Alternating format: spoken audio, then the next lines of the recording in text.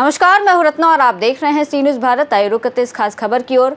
खबर राजधानी लखनऊ से है, जहां कृष्णानगर क्षेत्र स्थित लिली विलास होटल में ब्लॉसम इंडिया फाउंडेशन की ओर से भारतीय संत परंपरा के एक युग दृष्टा, सामाजिक समरसता के अग्रदूत और राम मंदिर आंदोलन के प्राण स्वरूप ब्रह्मलीन महंत अवैधनाथ जी महाराज की 104वीं जयंती के पावन अवसर पर ब्लॉसम इंडिया फाउंडेशन द्वारा बुधवार को एक दिव्य, सारगर्भित और ऐतिहासिक संगोष्ठी का आयोजन किया गया। विषय था सामाजिक समरसता और राम मंदिर आंदोलन में गोरक्ष पीठ की भूमिका। संगोष्ठी का शुभारंभ मुख्य अतिथि के रूप में पहुंचे समाज कल्याण मंत्री असीम अरुण ने अन्य विशिष्ट अतिथियों के साथ दीप प्रज्वलन और महंत अवैधनाथ जी महाराज की प्रतिमा पर पुष्पांजलि अर्पित कर किया। आइए देखते हैं हमारे संवाददाता उमेश विश्वकर्मा की ये खास रिपोर्ट।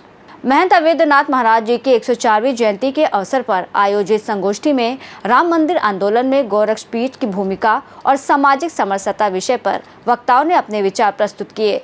मौके पर कार्यक्रम के संयोजक और ब्लॉसम इंडिया फाउंडेशन के निदेशक शशि प्रकाश सिंह ने कहा कि इस कार्यक्रम का आयोजन केवल एक श्रद्धांजलि नहीं, बल्कि एक विचार संकल्प है। उन मूल्यों, संघर्षों और सिद्धांतों को पुनर्स्मरण और पुनर्प्रचारित करने का जो महंत अवैधनाथ जी ने अपने जीवन में उतारा और समाज को दिया। बता दें कि फाउंडेशन के निदेशक शशि प्रकाश सिंह, जो विगत वर्षों में गोरक्ष पीठ की राम मंदिर आंदोलन में भूमिका पर एक उत्कृष्ट और सराही गई डॉक्यूमेंट्री भी बना चुके हैं। ये आयोजन उनकी उसी सामाजिक चेतना और वैचारिक प्रतिबद्धता का विस्तार है। संगोष्ठी में मुख्य अतिथि के रूप में मौजूद रहे उत्तर प्रदेश सरकार के समाज कल्याण और अनुसूचित जाति और जनजाति कल्याण राज्य मंत्री स्वतंत्र प्रभार असीम अरुण ने कहा कि गोरखपुर में सर्विस के दौरान जब मैं पुलिस अधीक्षक के रूप में पोस्टेड था, तो मैंने समझा कि गोरक्ष पीठ सिर्फ धार्मिक नहीं, बल्कि सांस्कृतिक, शिक्षा और स्वास्थ्य सेवा का प्रमुख केंद्र रहा है। इस अवसर पर विशिष्ट अतिथि के रूप में पधारे स्वामी चिन्मय मिशन लखनऊ के प्रमुख स्वामी चैतन्य कौशिक ने गोरक्ष पीठ की आध्यात्मिक और सामाजिक भूमिका को विस्तार से रेखांकित किया। वहीं भारत विकास परिषद के संगठन मंत्री विक्रांत खंडेलवाल ने अपने विचार व्यक्त करते हुए कहा कि गोरक्ष पीठ केवल पूजा पाठ तक सीमित नहीं, बल्कि ये सामाजिक चेतना का तीर्थ है। इस मौके पर विशेष सम्मानीय अतिथि के रूप में मौजूद रहे सेवानिवृत्त कर्नल शमशेर बहादुर सिंह ने अपने जीवन के अनुभव साझा करते हुए सामाजिक समरसता में सैनिक अनुशासन और संत परंपरा की समानता पर प्रकाश डाला। इस अवसर पर नाथ भजन की संगीतमय प्रस्तुति ने श्रोताओं को आध्यात्मिक ऊंचाइयों तक पहुंचाते हुए भाव विभोर कर दिया। ये भजन केवल भाव प्रवण नहीं था, बल्कि गोरक्ष पीठ की नाथ परंपरा की जीवंत झलक भी थी।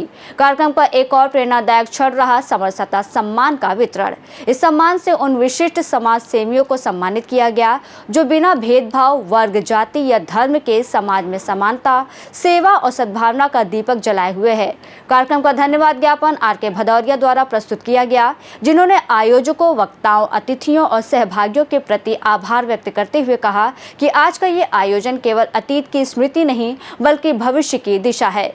कार्यक्रम के संयोजक शशि प्रकाश सिंह ने अपने विचार व्यक्त करते हुए कहा कि हमारा उद्देश्य केवल एक संत की जयंती मनाना नहीं, बल्कि उनके विचारों को सामाजिक जीवन में पुनर्स्थापित करना है। महंत अवैधनाथ जी ने हमें सिखाया है कि धर्म वही है जो सबको जोड़ता है और समाज वही है जिसमें सबको समान स्थान मिले। कार्यक्रम में बड़ी संख्या में संत महात्मा, सामाजिक कार्यकर्ता, युवा प्रतिनिधि, पत्रकार, शिक्षाविद और जनप्रतिनिधि मौजूद रहे। इसी क्रम में समाज कल्याण मंत्री स्वतंत्र प्रभार असीम अरुण ने क्या कुछ कहा, देखिए। आज के कार्यक्रम को लेकर क्या संदेश? आज हम सब एकत्रित हैं लखनऊ के कृष्णनगर में। जी महंत अवैधनाथ जी की 104वीं जन्म जयंती हम लोग मना रहे। इस अवसर पे हमने उनका स्मरण किया। गोरक्ष पीठ के जो कार्य है, हमेशा से समरसता का जो कार्य किया, सबको जोड़ने का काम किया, सेवा का काम किया पीढ़ियों से, उसका हमने स्मरण किया। और आज हमारे बहन भाई जो इस काम को आगे बढ़ा रहे हैं, उनको हम लोग ने सम्मानित भी किया है और संकल्प लिया कि सरकार की जो योजना है उनको घर घर तक पहुंचाएंगे, जिससे कि कोई परिवार पीछे ना छूटे, और स्वयं जो हमारा सामर्थ्य है हम लोगों की सहायता करेंगे।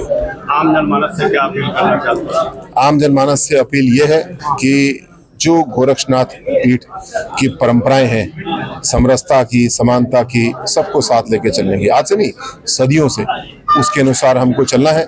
किसी प्रकार का कोई भेदभाव अगर कहीं बचा है तो उसको हमको दूर करना है, और जो आर्थिक विषमताएं हैं उनको दूर करने के लिए सरकार बहुत मजबूती के साथ काम कर रही है। एक और हम लोग उत्तर प्रदेश को 1 ट्रिलियन, भारत को 5 ट्रिलियन डॉलर की अर्थव्यवस्था बना रहे हैं, लेकिन साथ साथ विषमताओं को भी कम कर रहे हैं, जिससे कि जो अर्थव्यवस्था के बढ़ने का लाभ है वो घर घर तक पहुंचे और जो निचले पायदान पे खड़े हुए परिवार हैं उन तक जरूर पहुंचे। फिलहाल इस खास रिपोर्ट में बस इतना ही। देश और दुनिया की तमाम बड़ी खबरों के लिए देखते रहिए सी न्यूज़ भारत।